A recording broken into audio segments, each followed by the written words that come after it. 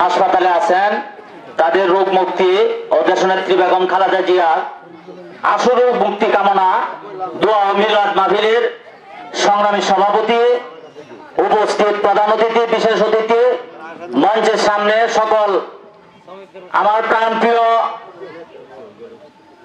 বিএনপির নেতৃবৃন্দ, আসসালামু আলাইকুম। সংগ্রামী সাথী বন্ধুরা, আমার দীর্ঘ 17টি বছর আন্দোলন সংগ্রাম, কারা নির্যাতন, নিহত আহতদের অক্লান্ত পরিশ্রমের মাধ্যমে আজকে আমরা মুক্তভাবে এখানে আমরা কথা বলতে পেরেছি বলে আল্লাহ তাআলার কাছে কৃতজ্ঞতা প্রকাশ করছি।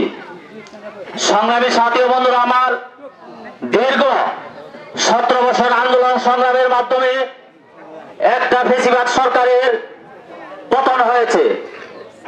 এই ফেসিবাদ সরকারের পতনের মাধ্যমে আমরা যে সাফল্য অর্জন করছি সেটা মনে করাটাই আমরা ভুল। কারণ আগামী দিন যে অন্তর্বর্তীকালীন সরকারের মাধ্যমে একটা সুষ্ঠু নির্বাচন হবে, সেই সুষ্ঠু নির্বাচনের মাধ্যমে আমাদের অক্লান্ত পরিশ্রমের মাধ্যমে আমাদের দলকে ক্ষমতায় আনতে হবে। আর দল যদি ক্ষমতায় আসে তাইলে দীর্ঘ 17 বছরে যারা নিহত হয়েছে, যারা পঙ্গুত্ব বরণ করেছে, যারা আহত হয়েছে, যারা কারা নির্যাতিত হয়েছে, তাদের বিচার এই বাংলার বুকে আমরা করতে পারবো।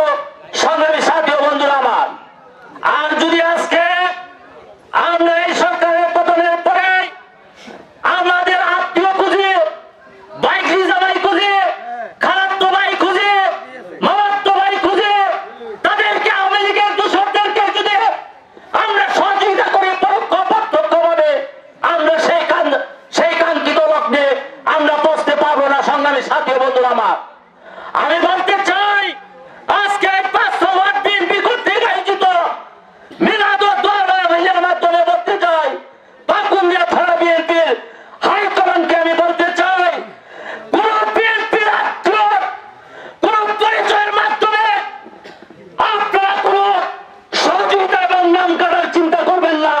সংগ্রামী সাথী বন্ধু আমার, যদি এই ধরনের চিন্তা করেন তাহলে আগামী দিন আমরা আপনাদের বিরুদ্ধে প্রতিবাদ করব।